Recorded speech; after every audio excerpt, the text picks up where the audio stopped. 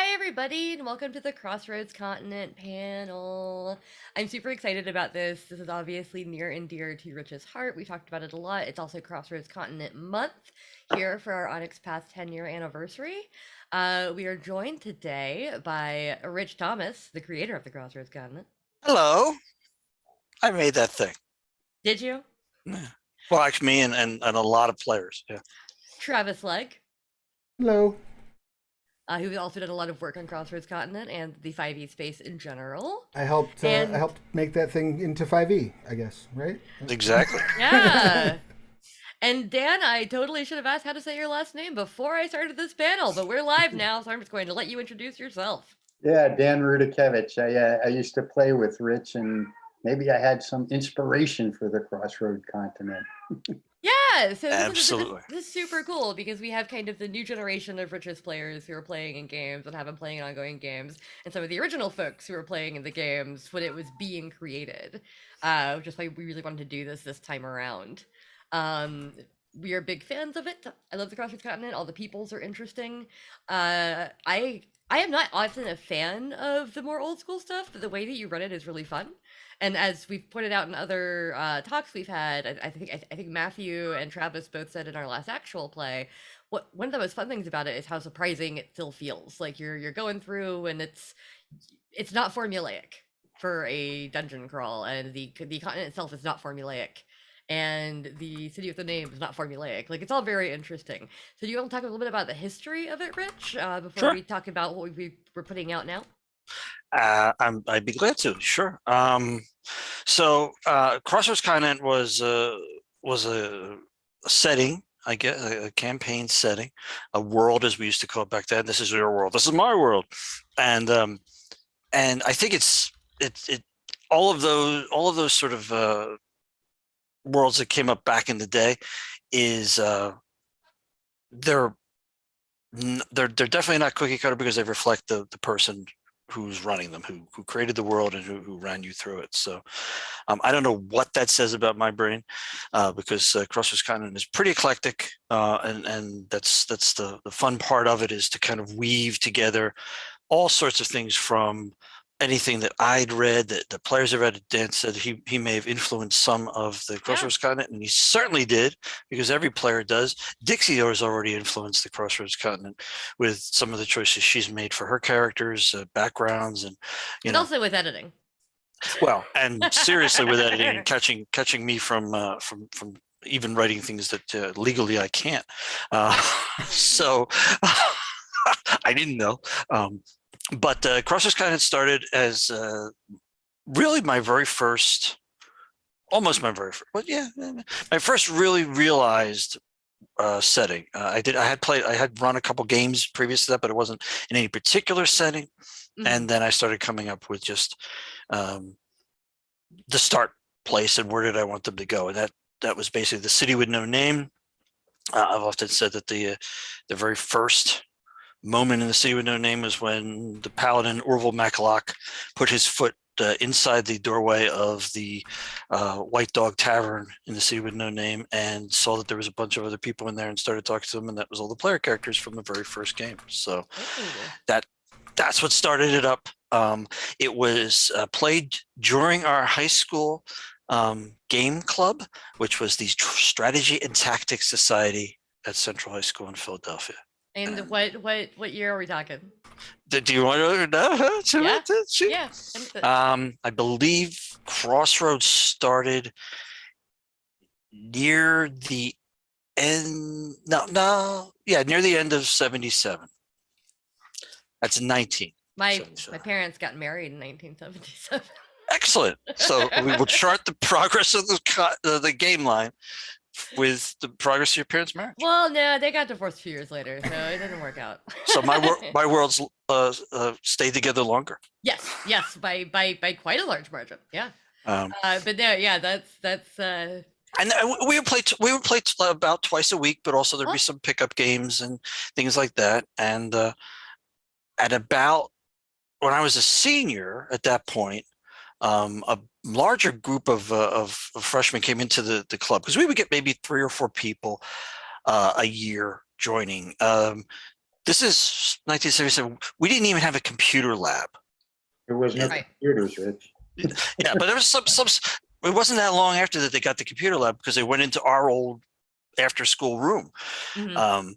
But we didn't have that, and so it was. I think we were talking about something went on with. I don't know if it was Travis or Eddie, but being a geek was not cool. It was Jack Birkstock actually was talking It about wasn't cool when I was in high getting school. getting put into lockers. So the club started as a wargaming and board gaming and wargaming Mhm. kind of club, and Well, then you're, these little white books came out in a little box the year before I started this. you're missing a unique part about our school too, Rich. At that point, it was an all-boy public school. Yes. Oh, So huh. being a nerd actually wasn't that bad. In the school itself, we found kindred spirits, and that's what this club was a lot about. And somehow your year, we got a whole influx of guys, Yeah. That's awesome. and that was really cool. And so, like at that point, they came into the Crossroads Continent after a couple of years of development, and it was there were some older people, juniors and sophomores who were playing in it who could help everybody just kind of indoctrinate in, and that was actually a lot of fun. Central is co-ed at this point, by the way. It's and then I graduated and I went to art school, and my art school was only about 15 minutes from my high school. And I don't think I did much in the first year, but then I started to come in and run sessions in the old club. I came back, ran sessions for the gang, and that was really wild. And at the same time, I had started a group in the evening once a week that was from some art students and some of their friends. And by the time Dan's generation graduated and these people were playing, everybody joined up together for the evening sessions. And so we had a whole influx of seasoned players from both sides, and everybody worked together really well. And of course, the art school students were far more diverse than our all guy contingent from high school. Yeah. I find it really fascinating to hear you talk about this because a lot of folks, I think especially right now with Stranger Things being so big in the zeitgeist, to a lot of people that's like where D&D began. And it's like, no, that's like right on the edge of the Satanic Panic, whereas Rich is talking about almost a decade prior. Yeah. And then my experience is post Satanic Panic, where we still had leftover rules at our school that we weren't allowed to role play. So we had to like fake what our club was. Like I attended Sci-Fi Fantasy Club, where we ostensibly watched movies and read books that were sci-fi fantasy oriented and then discussed them, when it was actually role-playing club. But there was still a rule on the books from 1991 that said that we weren't allowed to play D&D, and this is in the year 1999. And so I'm like our advisor knew what we were doing. He didn't care. But we had to do a weird hiding thing about it, not because it was nerdy, even though it was, but because we actually were not allowed to play it at my school, Right. because we might all turn into witches. It was very, and by that time we were also playing White Wolf. So if people asked us, if Which we were was the playing real D&D, bad guys. yeah, That's the but, thing that's going to burn your soul. but if our teachers asked if we were playing D&D, we could say no. No, we're Right. playing. We're vampires. What? Yeah. But yeah, no, it was really funny. Just hearing all the differences in culture is fascinating, because I am partway through watching Stranger Things season 4, and of course that show has gone from 83 to I think we're in 85, 86 now. And that's interesting to see what they're dealing with. I remember the And- time period well. Yeah, but y'all are just so far before that, which is interesting. Well, yeah, and really, it was really in my sophomore year of college. I Mhm. lived also 15 minutes away from our high school, in my grandfather's old place, and I don't remember if it was the summertime or it was just a weekend, but I was just fooling around, making up random dungeons like you do, and that's what good healthy American young men do on their weekends. Yeah. And I heard a knock on the door, and I didn't really know Dan that well, except as, you know, a freshman who came in when I was a senior and kept playing. And there he was at my door. He had ridden his bike and found where I lived, and I didn't, you know, I was like, okay, this is interesting, because I didn't expect this, and, you know, I have problems with things I don't expect. And why are you here? He's like, oh, well, I just I was riding my bike, and I thought, I think Rich lives in that neighborhood. I'm going to go see if I can find him. And says, oh, well, okay, and come on in, and you know, have some popcorn and ice water, because that's all I could afford at the time. And and you want to play bicycle too. Yeah, you want to play a game? Play, you know, we'll do a little one-on-one D&D. He's like, yeah, and Nice. that's when he rolled up the half ogre. Oh. Uh-oh. Rock. Pull him up fast enough. Yep, Rock rip him up. Who was an encounter with Dixie and the crew. Yep, I have fought that guy. You fought. That was with the my most halfling. twisted of my characters. Oh, no, absolutely not. I was going to save that discussion for a little bit, Dan. Okay. Because, you know how I feel about Elmer. So Dan and I actually got to be better friends from that experience, because we were, you know, we'd hang around a little bit more. Mhm. And you know, it was the era of trying to get home by, what was it, 11 o'clock to one of our houses so we could watch Friday night videos. Yeah. And Yeah. from my perspective, remember, Rich was a senior when I was a freshman. So this was like, oh my God, this guy's a demigod, you know? Yep. And, you know, just approaching him was difficult. I remember those feelings from high school when you're like, Right? a 3-year age difference is the most important thing in the world. Well, and now we're all adults. It was an all-boys high school at Dixie, so there was a lot of hazing rituals. Oh yeah. Mhm. There was freshman day, where all freshmen were considered fair game. You could do anything you wanted to them, throw them down the hill, put them in a trash can, and roll that down the hill. All Okay, kinds of. the fact that one of the big things that you did was throw freshmen down a hill is funny, because that was still going on in '99. We had I'm hill sure. in my high school that freshmen got thrown down. Yeah. All the really cool freshmen went down it voluntarily, and then we adopted those cool freshmen. That's good. That's good thinking. That was how I just walked around with my one buddy, and we talked about chemistry class, because that was like a junior level class to get to the bus so they couldn't get us. Oh yeah, chemistry class today. You see what happened today? Yeah, no, I'm definitely not a freshman. I'm definitely a junior. I'm talking about chemistry. Okay, let's get to the bus. Good. But, yeah, so terrifying, but that was the reality. And D&D was a large part of how we got away from that reality. Yeah. So yeah. So let's talk a little bit about what the Crossroads Continent is. Like what is the Crossroads Continent? What makes it distinct from other D&D settings? Well, I mean, the Crossroads Continent is a setting, like I say, that grew and grew and grew and grew as we played.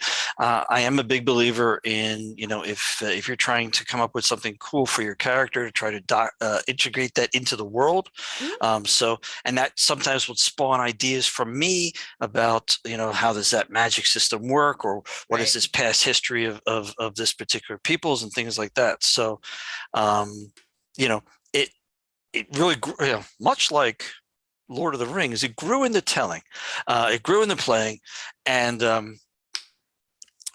it is. I personally can't tell you why it's particularly special, because it's my thing, right? Like, I mean, I just put it together, but it has influences of all across all the media that we were enjoying at the time. Sometimes subtle, or sometimes just atmospheric sort of things, like City with No Name. If I had a city that inspired me, it would definitely be Lankmar, one of my favorite depictions of a fascinating fictional and fantasy city. Was from the Far for the Grey Mouser books, and just amazing atmosphere. for those. And that's what I wanted to bring across when I was delivering that. I wanted to bring that same atmosphere for that city that we had, experienced while reading and imagining the Fafhrd Mouser books. So those things just and I kept going. And by the time we were playing and Empire Strikes Back came out, we had a whole thing where one of the villains, the NPC villains, went to one of our player characters, and he was on the edge of a precipice and said, "You can join me." And in this instance, he said, "Yes, I'll do it." And that was the then that switched his alignment from good to evil, and then he went up against the rest of the players. So that was a lot of fun. And then he didn't like it because he was up against the rest of the players, and it wasn't as much fun as being playing with the guys. So then he started coming up with this concept for an artifact called Yin Yang the Magic Flail. And Yin Yang the Magic Flail allowed you to switch alignment back and forth. And I was like, I don't really want to. He's like, no. I really want to play this. I'm like, yeah, I'm not going to do that. You have to suffer this. What you just did, you sacrificed to become evil. That's part of the thing. No. So he'd sit there and go, we're playing, and he under his breath he would go, Yin Yang the magic flail for me. Yeah. And it would go on and on. When he wasn't specifically talking, he'd sing that little song in a falsetto voice, which he did really well.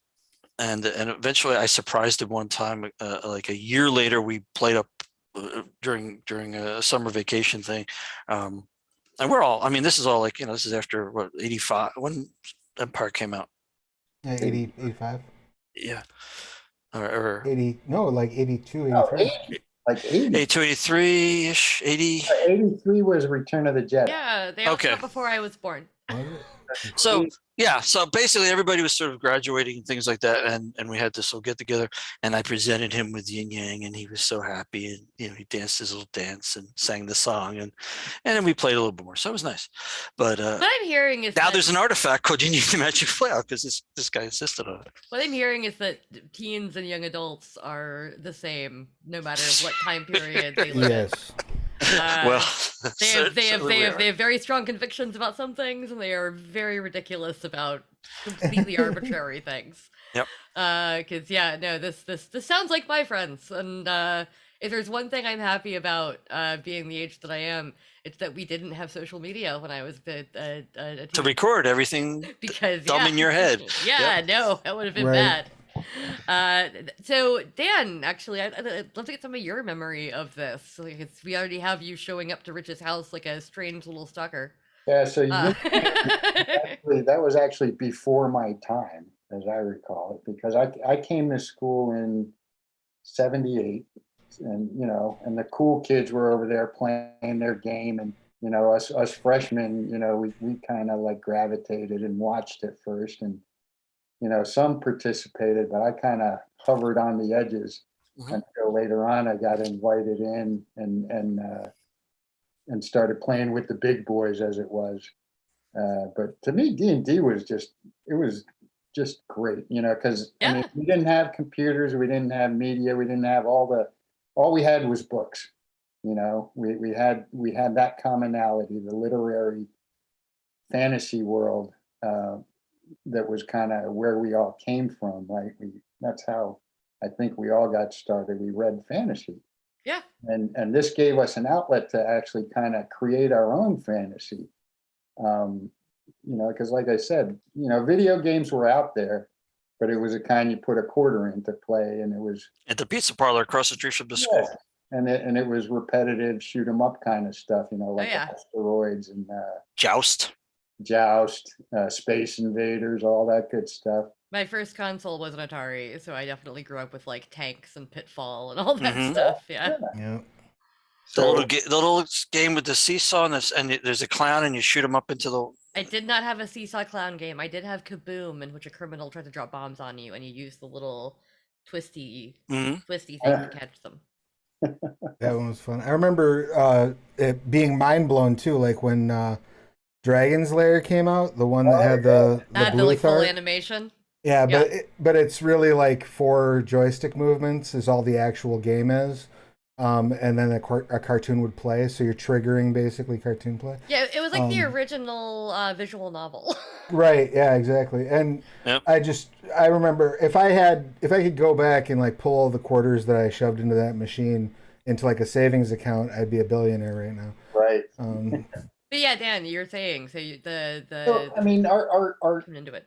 it was all like it was a different impetus in today's generation for playing. Talk about those decision points like Dragon's Lair. I Mhm. remember before playing D&D, there was a series of books where you read the book and you'd come to a decision point. Choose your own adventure. Books. Yeah. I love those.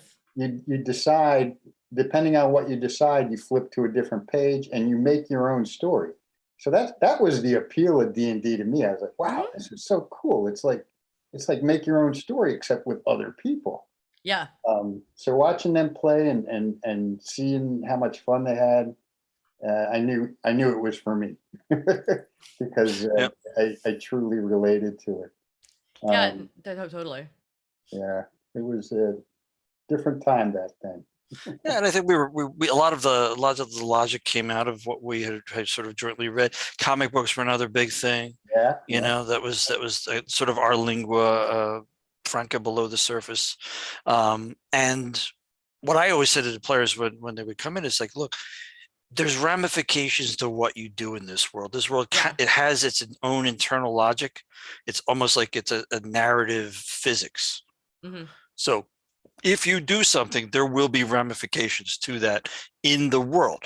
If you set a guard on fire in front of a bunch of other guards, regardless of whether or not you did well with your role to do a firebolt or a fireball or whatever it was that you used, they're going to react, and they're going to react in a way that might be fear, might be anger, might be what, it really depends on the situation and where you're doing it. So try to give as much information as possible for that so you can make a good decision. But some people didn't make good decisions a lot. It's actually one of my favorite things about D&D though, because like I'm in a couple of groups right now, and one of them is very much well, you made the decision, we're gonna roll with it. And the other group has one person in it who I love to death, but who is very much like, somebody will be like, I do this, and then he's like, no, you don't want to do that because of this. And we're like, no, we do want to do that because it'll be funny. Wow, you would fit in really well, Dan. We want to make the bad decision. You can't stop us. We know it's a bad decision. Like Dixie knows it's a bad decision. Dixie's character doesn't know or doesn't care because she's chaotic good. Well, and she's being chaotic. It's very interesting you bring that up to me, especially to tie it into what Rich was saying earlier, I believe possibly before we went live, about 5e being very similar in feel to the old school, the earliest editions, and the way the game was played back then. I think that the 5th edition of the world's greatest fantasy role-playing game, et cetera, as we've come to call it, kind of went through a bit of, like, it has its wargaming origins, but then it really went into like a high narrative with very sort of basic rules that you had to do a lot of extrapolating from, or the GM just had to make a lot of decisions just because. And then it went through a phase where it became very tactical and very math oriented. And now I think that part of the reason why there's kind of this cresting renaissance of D&D is because the play style has gone back more into that, like, we're going to reward the quote unquote bad decision. You want to make you want to make the decision that's fun. So it's not about min-maxing and, well, got to make sure I have this right 47 feet so that every time I swing my sword, 500 people die. I mean, 3rd edition was it started out for me okay, but I wasn't that aware of it. I wasn't playing at the time. I was doing White Wolf stuff, and the amount of stuff that came out for it and the amount of math that was then started to become required for it just set me back. I would play with a few of the gang at White Wolf when they started a campaign, if somebody else would tell me what to roll, because I was Yeah. just, what the I did. Then fourth came out, and very different It was animal. World of Warcraft. And it was and it had a very strong game system logic that was okay to learn, which I was able, since I was there when it started, when we were playing, I learned that I didn't have a problem with it. I still think it's a really fun game to play, but it was now it's really veering away from my D&D. And then 5th edition came out, and things like, I mean, I still say that advantage and disadvantage is the most brilliant thing that came back. And it basically replicated the kinds of openness options that occurred back in the day when we would just go, yeah, whatever it is, +2 to hit, whatever. Right. Yeah. It wouldn't throw off, an entire encounter because you said that. So yeah, no, I think, I mean, even Wizards themselves has been bringing back a bunch of cool stuff. Like, we are, one of my groups right now is playing a campaign called Tyranny of Dragons, which is just a 5th edition rewrite of Horde of the Dragon Queen and Rise of Tiamat stuck into one thing, which I'm sure you're familiar with on some level. Which means that to someone who's used to playing 5e, it feels very on rails and very railroady and kind of weird. But I'm sure if I had been playing in, 1979, I would have been like, oh, this is great. There's dragons. I know what I'm doing. But we're having a good time with it. And that just goes to show that 5e does support the kind of old school style of play really well. Because one of the things that we've had the most fun doing in that campaign, and it's such a silly thing that I never would have thought would have been the most fun part, is the travel rolls. It's like, okay, you're traveling for 40 days, and we just go around the table and roll 40 times total until we see what happens every single day. And some days nothing happens, and some days we get attacked and have to kill things. And it's an integral part of other games like Frosthaven, Gloomhaven. It will be Frosthaven, I'm sure, but like, I love a random encounter. It's fun, and that's part of why I'm enjoying your Crossroads adventure so much, and why every time we play and think we're going to end it, I'm like, can we play more? I just like playing D&D. That's been really awesome. I really appreciated that from Dixie and Travis and Eddie and Matthew. Every time I think we're you know what, that was good enough. That tested that out. You guys are fine, right? And they go, can we just keep going? Can we keep playing? Finish it. It's a fun adventure. Okay. Yeah. But and maybe we'll just look at it and go, okay, we want to turn this into an actual ongoing chronicle, as we would say these days. But we would have called it just playing in the world.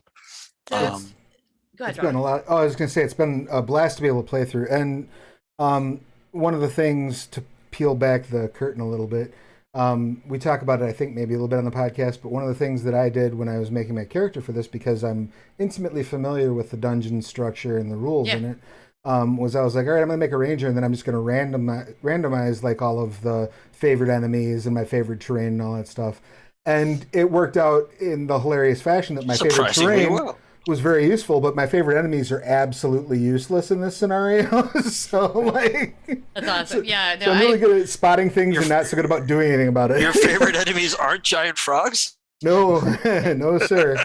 And I started the game not knowing anything about it, and then as we were doing stuff with the game, I edited it, and so that I did learn everything about it, and now it's just me trying to go like, don't use your meta knowledge. Don't use your meta knowledge, because you know what's in here. But you don't necessarily know what happened. Like, you don't really know what happened to the sleeping orc. Well, no, but I know there's people. Well, one of the things that's interesting about that, though, and that lends itself well to that sort of old school, I guess, aesthetic, is the idea that some of those things, like, are you might trigger X, Y, or Z. It's kind of the random encounter thing, sort of shrunk down to the dungeon level. Like, are you going to trigger this thing as you go past? And I think one thing that has really, in everything that we've worked on so far for Crossroads Continent, in terms of, for publication, one thing that's very interesting to me anyway, just as someone who's kind of consuming this material first and then helping get it over into the 5e space, is the fact that everything, a good random encounter, for example, is going to teach you something about the world, whether or not, even if it is just like you ran into an owlbear in this on this path. Now okay, why are there owlbears here? We're in the desert. What happened here? Things like that. And that logic, you can see that logic in the creatures. You can see that logic at work in the adventure seeds, in the knowledge that you're getting through like history checks and stuff. And the Crossroads kind of has always felt to me, obviously, because it was like a lived-in, developed, played world where there are living, breathing changes happening. And I think that's kind of really very interesting and very cool. You guys are also playing pretty much, I mean, there's a little truncation of the years and stuff like that, but you're pretty much playing at about 30 to 40 years after the last largest campaign ended with our game. Yeah. So I was gonna, sorry, go ahead. No, you go ahead. I was gonna say, Travis and Rich, do you want to talk a little bit about how the current peoples of the Crossroads Continent book came together and what went into that? And of course, Dan, if you have any memories or anything that Rich says triggers anything, feel free to throw something in there about, the old games that have impacted this recent release from us. Well, I did want to say one thing that that happened when we were playing was that most of the people who played in my game, at least, at one point or another, tried and sometimes really did well with running their own games as well. So it was, for like our evening games, I DM'd more than a lot, but for the ones in high school, almost everybody kind of spun off. Dan ran a couple of campaigns. Yeah. Back in the day. So Rich was my role model for DMing. Rich could roll with just about anything and make things happen. I was I wanted to keep control of the players and where they were going to go and what they were going to do. And that really came across too much. Well, I know that we played in the world you had where Danny and I were the Diverks. Yeah, the Diverks. Right. And was it your world that where I was the by himself ranger? That might have been. Or did you play in that one? I don't remember that. I think I played in that one. Because that one was. Diverks was in my world. Yeah. I remember I had a storyline all ready for you guys. Oh, we beat the hell out of that. And you guys continually went off track. Continually. But what's fair is fair, because that was usually my goal as a player, was to break the DM. Yes. We're good. We're spiraling in on the conversation we're going to have. It's coming, but we're not there yet. It's very close now. Dan was really fun. You may have felt you were being too controlling for us, but we had a blast. And the dice always, the more outrageous things we did, the more 20s we rolled. It was like we were rewarded for role playing by the dice. It was really, it got a little spooky after a while. Like, cause I would do things that you shouldn't do. Like I basically at one point threw my weapons away and grabbed an opponent and rolled a 20. And I started crushing him. Yeah. Right? I always love when you go do something like absolutely ridiculous and you roll that 20 and you're like, haha, I'm doing the stupid thing. And it pans out. A different character who was all about being clever and covering the odds and everything else like that. I would have been stabbed 3 times when I went to do that, right? Like I would have rolled a 1, failed it completely, everything like that. But the Diverks in particular, they were ridiculous, incredibly privileged if nobles. One was a Cavalier Paladin, the other was a Paladin Cavalier, because you could, at the time, from Dragon Magazine, that was a split class they suggested. And so we decided to emphasize one on the one character, one on the other character, have them be twins. And they were full, like, what was it called? Field plate or something. It was like the heaviest plate you could wear because they were really rich. Oh, sure. And so like they were just armored tanks that could just wade into a thing and just throw everybody around. And the dice supported it if we did that. If we tried to be sneaky, we'd fall down a pit. Like, it was just, forget it. But yeah, for Crossroads, again, it was really a thing of trying to incorporate the things people were really into. And we had all different kinds of role players. We had, I think Dan often came to have a good time and be part of a good story. And we had other people who wanted to really develop their character. We had other people who wanted to play their character more than anything else.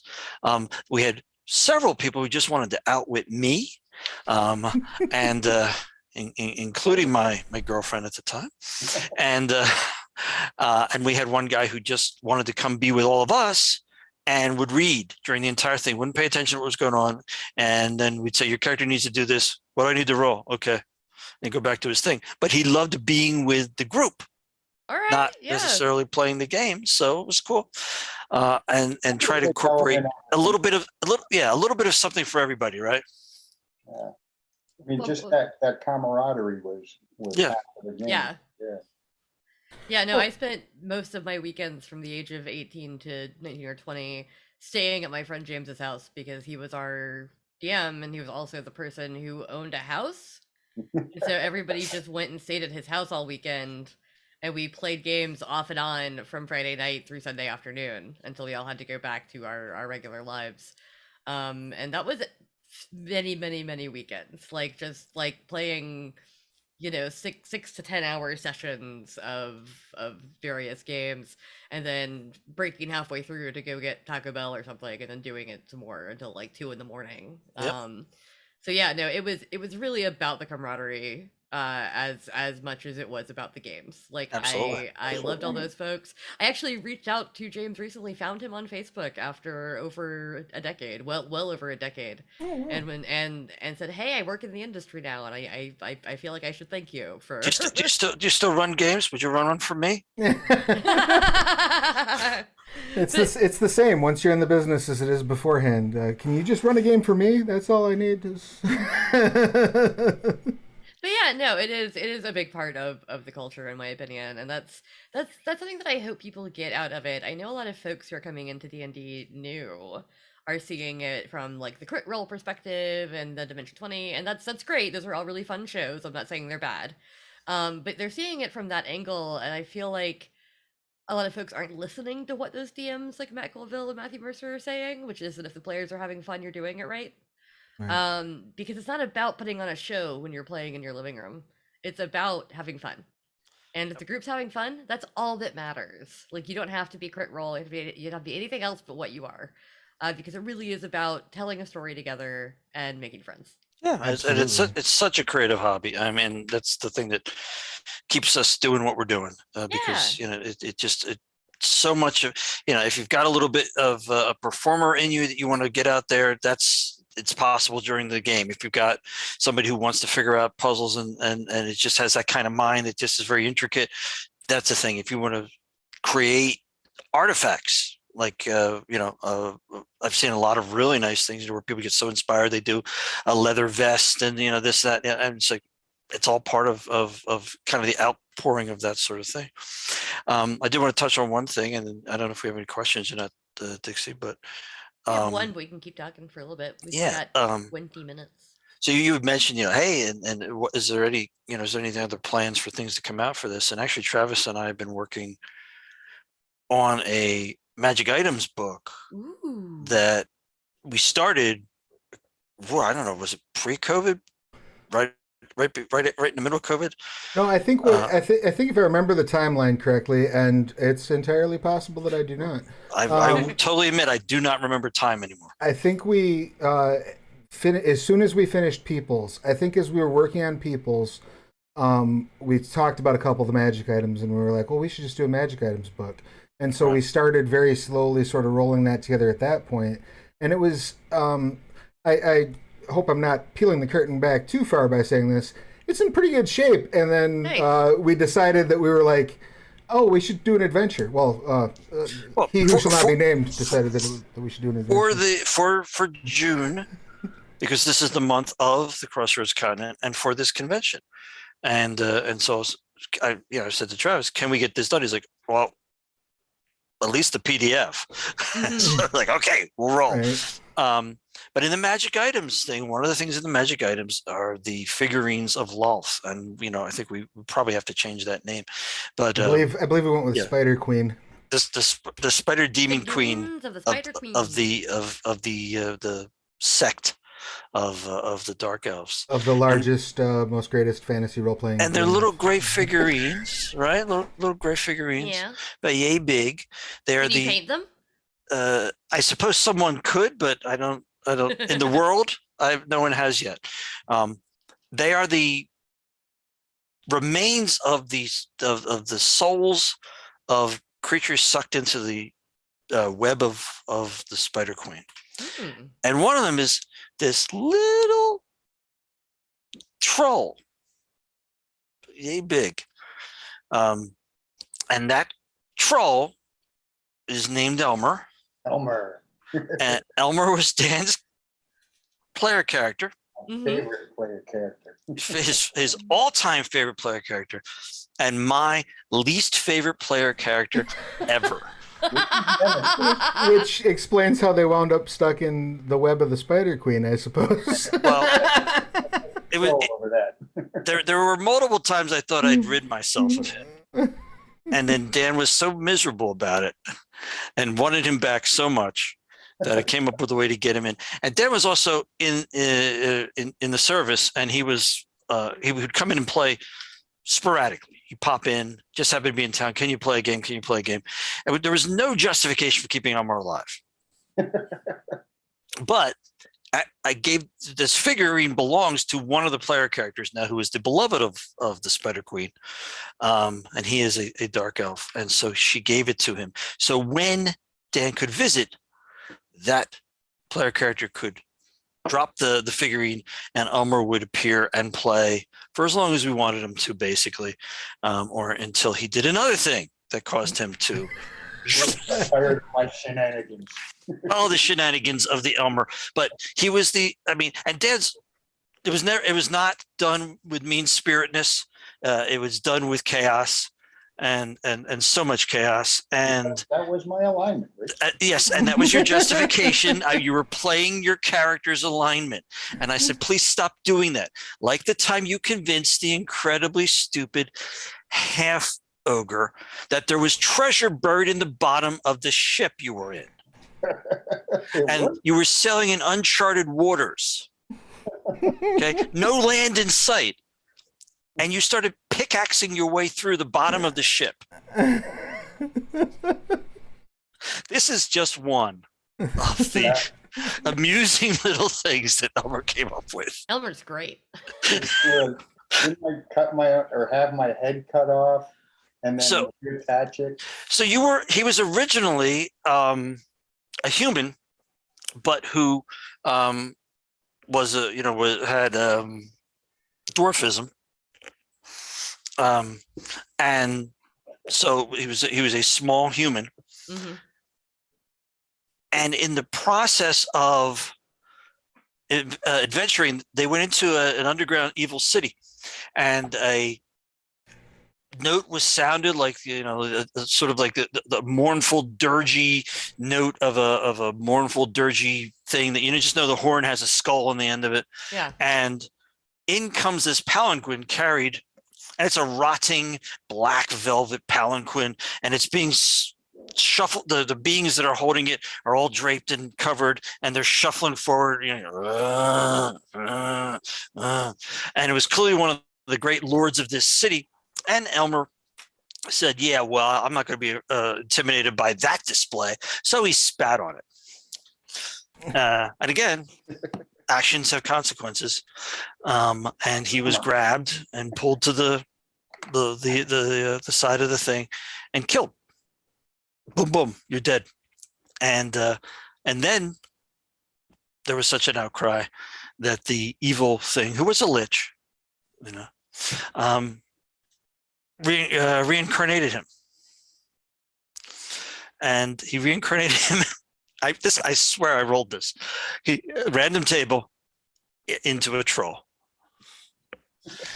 And so now we had Elmer the troll. But he was a slave. They put a collar on him and trolls regenerate. Took him into the arena for the lich's amusement.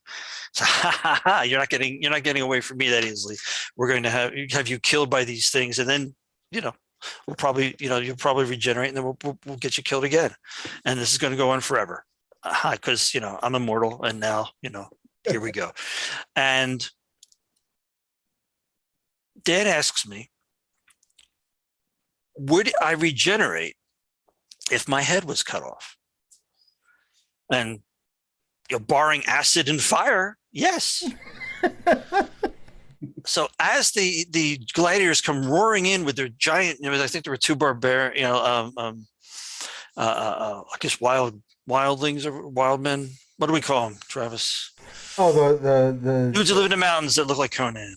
yeah, the berserkers, I believe was the word. Yeah, that's fine. So a couple guys go, and they had the giant battle axes, and they swing, and as they swing to hit him, he leans in with his neck.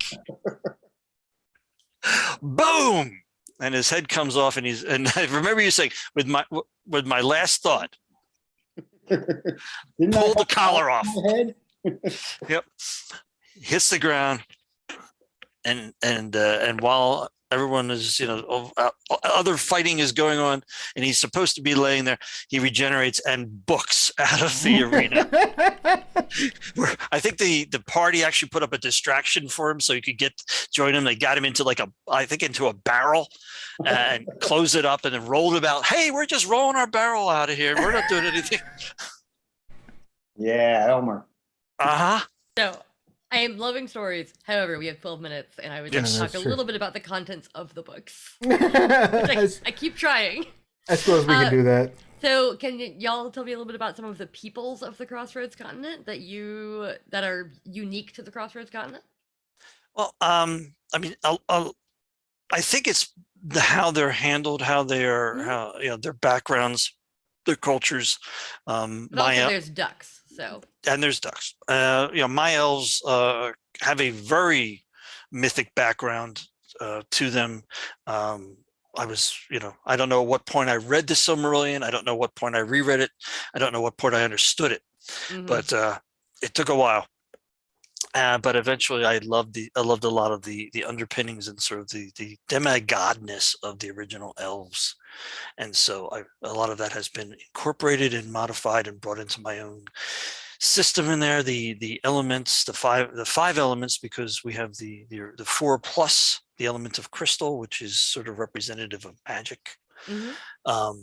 In the Crossroads Continent, they were all there were originally 5 kindred of the elves, 1 for each of those things, and et cetera, et cetera. So yeah, really, when we get to the point where we write about that sort of stuff, we'll put that out. But that's the elves in the Crossroads Continent have millennia that many of them have lived, and they have been for many years a sort of fragmented peoples. It's been a tough time. They've kind of lost their way, except 30 years ago, a being came around who fulfilled many of their religious prophecies as a Messiah, and has been uniting them and giving them a sense of purpose again once more. So at the time that the current Crossroads Continent is going, that's one of the things that is going on with the elves. Do you believe? Do you follow the teachings of this elven Messiah? The dwarves, on the other hand, the usual underground dwelling badasses that you'd expect. We're pretty great, yeah. Yeah, playing a dwarf on our current game. We played less with the elves and less elven player characters, more dwarven player characters. Some of our most significant campaigns had, but the Elven Messiah was actually a whole storyline that led to the birth of the Elven Messiah. So that was. There are also a bunch of different kinds of elves in yours that I really like. Like you've got the sea elves, you've got the winged ones. They're interesting. Right. And they all go back to the original antecedents. Like the sea elves are very similar to the original water elves of the aeons back. The air elves obviously are the winged ones, things like that. So we have gnomes and we have halflings, and we got mantids. And we have mantids, which are insect people, which are a conglomeration of various insect people over the years and years and years that people were publishing different kinds of insect people, and in deference to not stepping on anybody's copyrights, we have mantids. We got lion folk of some We also have the Manticora, who are named after the Manticora from Scarlands, because Onyx Path owns that, so nobody can get upset if we call them that. Travis can. Travis is so mad. Oh no, I love Yeah. it. And the nice thing with them is like we started with them being lion people, and then Travis and I were talking like, well, what if this was a tiger person? What if this was a leopard person? And things like that. Like, yeah. One of Let's the go. things that was very cool while working on Peoples was being able to take in, because obviously this is this huge spiraling, world that is very well lived in and very well built, but there are still questions. There are still areas that weren't touched on. There are still areas to develop. There are still areas to play in. Otherwise, it wouldn't be a very fun game world, right? So as we're discussing, like, well, what are the various different kind of like, splinter peoples and things like that, we had to come up with some really cool ideas for how to tackle like some of the different subtypes for the Manticora and some of the stuff for like how exactly the mantids worked. I love the mantids. I'm a huge fan of the bug folk. I particularly so does Eddie. Love Eddie's portrayal of them, and just the idea of these people that are mystified as to why anyone would wear their skeleton on the inside of their body. Like playing with that level of like body horror / questioning is hilarious to me. Yeah, no, it's a lot of fun. Also, it does make less sense to have your skeleton on the inside of your body. It does. Be on the outside. You have a nice chitinous shell. That's the way they are. Yeah. Exactly. Yeah, I mean, we have many humans, many types of humans. They're obviously as any fantasy thing is, the humans are very, very busy populating and having armies and wars and then having peaceful periods and things like that. We have areas where an entire empire once was and is now down to a series of towers and things like that. The ebb and flow of history, I think, is pretty deep in the world. And then as Dixie points out, we have ducks. And several things came together with that. One, the amazing Janelle Jacquet's and her creation of Duck Tower. That had some ducks, bringing ducks into fantasy. Also, RuneQuest was doing some serious stuff with ducks. And then, of course, I was reading Howard the Duck. So, all of that came together, and I said, this is a fun thing. What would that be like in D&D and in my world? And I believe the first character, that's how far back it went, was a Quick Duck, the monk. And her monastery still exists in the current setting. You might not get a chance to talk to her. You may not want to talk to her. They teach quack fu. And they teach quack fu. So yeah, no, we had some very fun ducks in one of our in-person games that was not recorded, but there was some very, very fun duck action in that one. Yep. Big fan of that. And the thing is, like, it's sort of like the same conversation we have with Eddie and Pugmar. People hear ducks and they think, oh, it's silly, it's fun, it's Donald Duck, it's Daffy Duck. But these people play their characters pretty seriously in the sense of, I'm a real being. Yeah. I'm only 3 to 4 feet tall, and I have I don't have wings, I have hands. And we're in a world we never made, which is a lie from Howard the Duck. But they exist in the world. They're not just a stunt. They're not just silly. There's reasons for them and how they function. And I think there's a lot that can be done with them. And like I say, some of our players really have had some fun with them. I did a one shot with some of my friends last weekend. Where I have a friend who loves to homebrew things that are very silly but very like serious when she plays them. And she was literally playing a sentient sweet potato who was also a druid barbarian.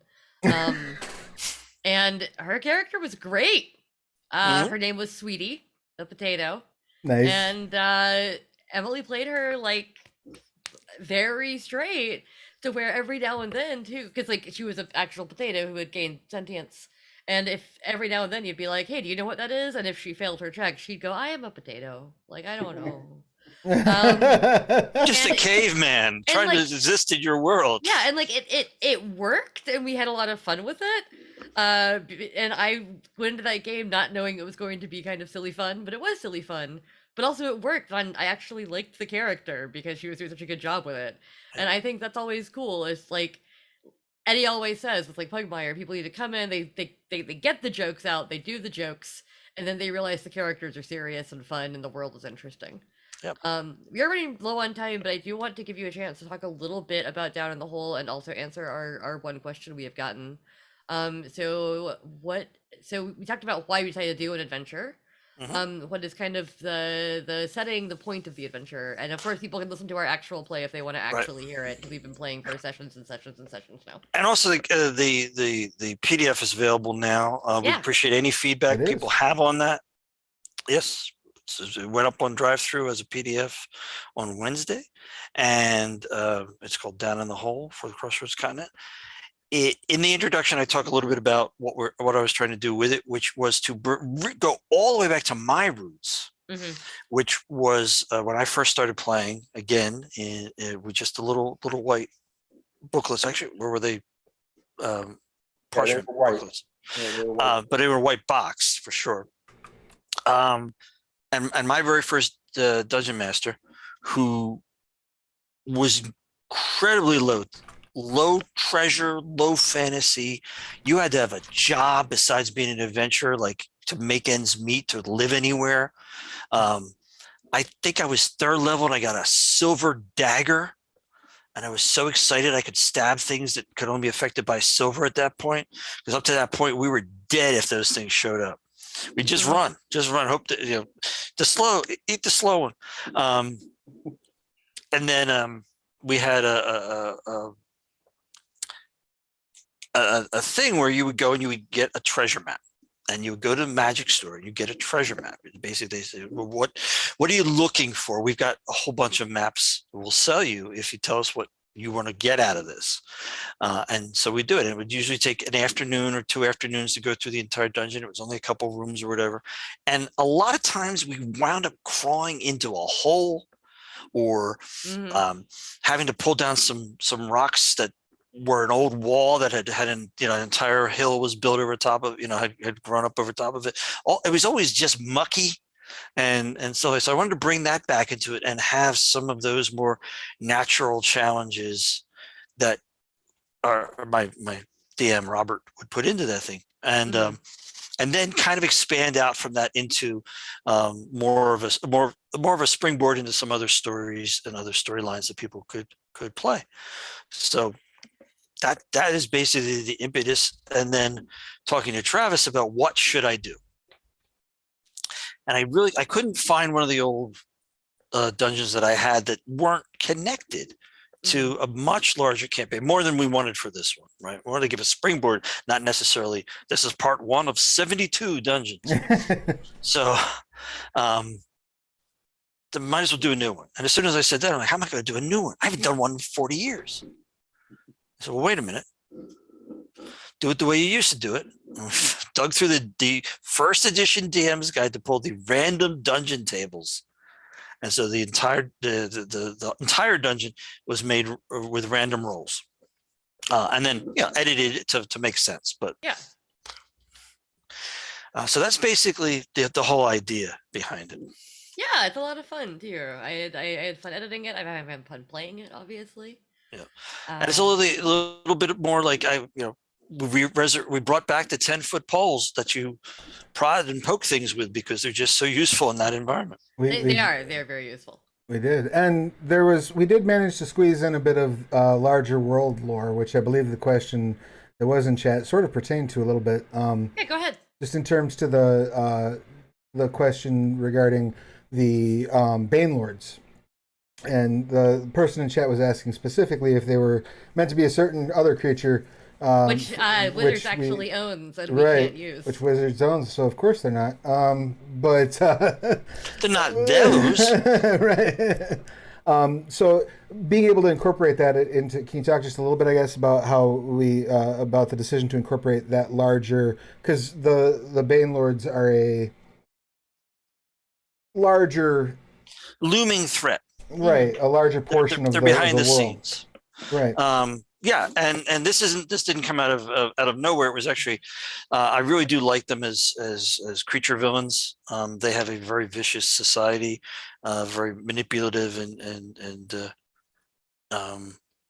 have not, but I never used them significantly in all the years I did stuff with the Crossroads Continent. They were always behind the scenes, and I think there was one level on one of the first dungeons I ever did, the alignment dungeon, that had basically the whole place was carved out in a way that is similarly carved out in the whole. So I don't want to go into too many details for people who don't know that, and also for people, while you guys sort of remember it, by the time we actually play it, I don't want to ruin it. It's fair.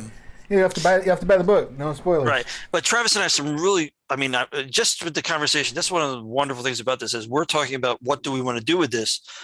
Great ideas have come out of like the depth of the Bane Lords themselves and what they're really their society is like, what the various subspecies of them could be. It's been a lot of fun. Yeah. Awesome. Well, that's it. That's the Crossroads Continent. I'm very excited about it. That's our monthly thing for our 10-year anniversary. So glad that Dan could join us. Yes, thank you, Dan, for being here. Thank you for having me. Yes, like it's exciting to see one of Rich's original players, and now it's like Rich's new generation of players, and we get to talk to each other, and that's fun. So yeah, definitely go check it out. I know that we put down the whole advanced PDF. Nightbot just linked it, so definitely go look at that. There's an errata forum gathering. We also have people at the Crossroads Continent out. So please feel free to go grab that. It's very exciting. You can play a duck. And if you're like my boyfriend Neil, who played a duck, you can name it Duke Larange. And then you can be a duck duke. He claims. Yes, he claims to be a duck duke. He claims many things. Yes. The Duke Larange lives a little large. Yeah. But definitely, check some of that out. It's a really fun setting. And like Rich said, it is one that is, it can be a little silly with some of it, but it's been built up for, decades. So it does have a nice, serious history behind it. And I hope people, if you look at what we did with Peoples, and if you look at the dungeon itself, we really looked at it to make sure it wasn't like a weight of setting, that it doesn't feel like it's inaccessible or too hard to know what to do. You should be able to pick it up. You can drop this dungeon into any D&D world, really. Oh yeah, you totally could. It's very simple to do. All right, Absolutely. Cool. So all of our handles and things. Yeah. Sure. We have you're all there still? Yeah. Okay, I just had a weird tech glitch on my end. I apologize. We're fine. We see you and we hear you. Beautiful. Do we have a order we want to do those in, Dixie? Why don't you start? I'll start. Sweet. I'm Travis Legge. He, they. You can find me anywhere on the internet at Travis Legge, pretty much, except here on Twitch where I'm at Plastic Age Plays. Come and tell me what you think of the Crossroads Continent. It's been a lot of fun to be able to work on. Rich, what about you? RichT@theonyxpath.com is my email. It's plastered all over the place, and you can contact me that way, or you can write in the comments section of the Monday Meeting Notes blog every Monday. Even if it's nothing to do with what we've written in the blog that week, I'm always trying to answer that as fast as I possibly can, so we could have a conversation. It'd be great. Right, Dan, I don't know if you have any social media or want to promote anything, but now is your chance. Yeah, well, I'm old school, so I don't have any social media, but you can contact me at drudake@hotmail.com. Also, That's how old I am. There's also a lovely painting behind you, so whoever paints in your household is doing a great job. Oh, that was me. Well, there we go. See? Look at that. 2 artists. You can find me everywhere at Dixie Cyanide and Dixie Cochran Cheer, and I'm going to be back on this channel in 25 minutes because I am in panels all day today. So maybe about Pugmire in that, but then I'm done for the day. That's it. That's the last one. So give the good fixed grin. All day. It's wonderful. I love it. Thank you all so much for being here. We'll see you shortly for Pugmire. Thanks, everybody. Thank you. Bye.